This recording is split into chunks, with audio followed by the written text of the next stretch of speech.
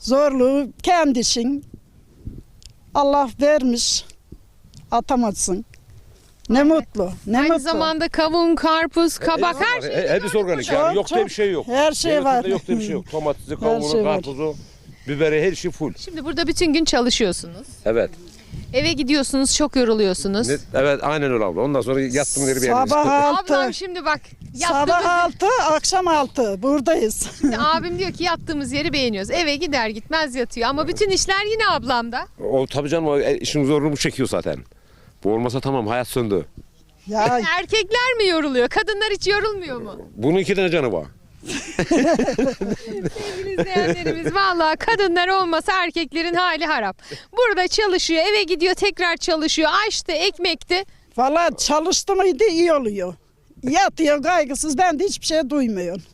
Dırdırı olmuyor. Olmuyor. O zaman sen